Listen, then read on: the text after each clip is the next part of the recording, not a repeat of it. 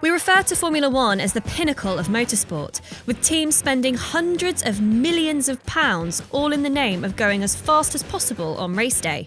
Sure, the rivalries, the talent, triumph and the heartbreak all keep us glued to our seats, but nothing beats the sheer adrenaline of watching the grid streak past at full send. But what would happen if you put an F1 car up against another type of racing machine? Here's how the fastest cars and bikes in the world stack up. The World Rally Championship is one of the few motorsports to have seen a cancellation because the cars were too quick for their own good. No, really. In 2017, a stage of Rally Sweden was called off after Ott Tanak completed a run at an average speed of 137.84 kilometres an hour, something FIA Rally Director Jarmo Mahonen said was too fast. It doesn't sound fast in comparison to, say, Formula One, but remember that rally drivers have far less grip to work with and much smaller margins for error. Chris Meek holds the record for the highest average speed over a WRC event, averaging 126.62 kilometres an hour in his Citroën DS3 at Rally Finland in 2016. The current Gen 2 car being raced in Formula E has a top speed of 280 kilometres an hour. That's pretty nifty for a car that races exclusively on street tracks, and they can still manage 0 to 100 in around 2.8 seconds. Since the 1980s, NASCAR has actively restricted the top speeds of its cars for safety reasons. But even if they don't look very sophisticated, they can still reach speeds of around 321 kilometres an hour. They're capable of 0 to 100 in about 3.5 seconds, so they're not the quickest off the line. But then the rules say that they do have to weigh at least 1.5 tonnes, which makes you wonder how fast a stripped-out car could go. Hypercars are set to become the top-tier class in the World Endurance Championship in 2021, marking the end of the frightening LMP1 era. Kamui Kobayashi set the Le Mans lap record in qualifying in 2017 when he clocked a 3-minute 14.791 second lap around the Circuit de la Sarthe, amounting to an average speed of 251.9 kilometres an hour in his Toyota.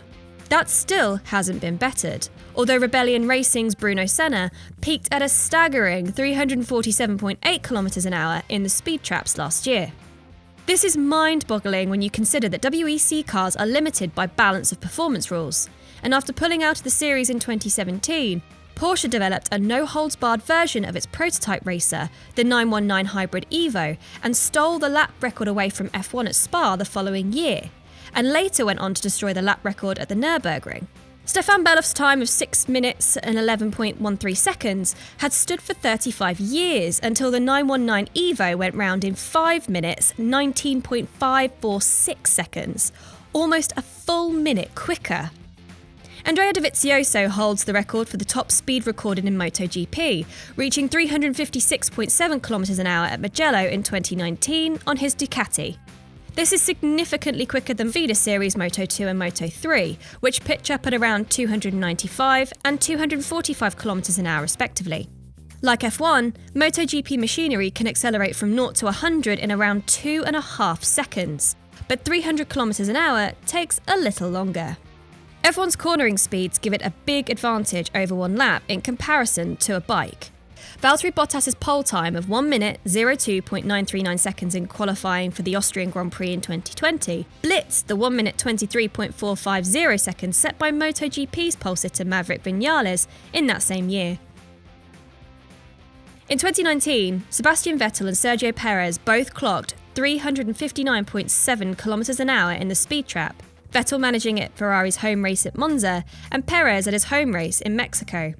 F1 doesn't quite hit the same speeds as IndyCar here, but a focus on downforce means F1 cars are generally faster over an entire lap.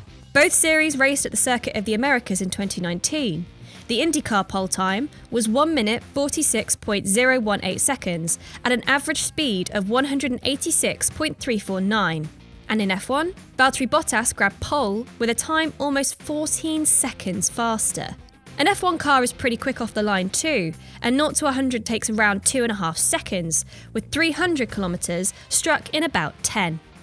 IndyCars hit some of the highest top speeds in motorsport, getting up to 380 kilometres an hour at the end of some straights. This normally happens at the biggest oval speedways, where the cars run with as little downforce as they can get away with.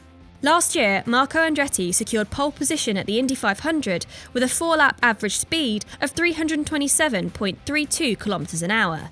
But even this is nowhere near the record. That belongs to somebody whose name I can't pronounce, so bear with. That record belongs to Arie Luyendyk, who averaged 381.391 kilometers an hour in qualifying for the Indy 500 way back when, in 1996. We've saved the fastest until last. The National Hot Rod Association's drag racing series hosts the fastest accelerating cars in the world, and they're so quick they make F1 cars look like Tonka trucks. The highest category is Top Fuel, where the cars are powered by a supercharged fuel-injected engine that swallows 15 gallons of nitromethane fuel in a single 1,000-foot run. A Top Fuel dragster will cover the distance from stationary in just 3.7 seconds, crossing the line at around 531 kilometers an hour. Brittany Force holds the record for the fastest run in drag racing history, completing the sprint in just 3.569 seconds and reaching 544.23 kilometers an hour, a speed that Lewis Hamilton can only dream of. What other series deserve a mention as the fastest motorsports on the planet? Give us some examples in the comments and make sure you're subscribed for more videos.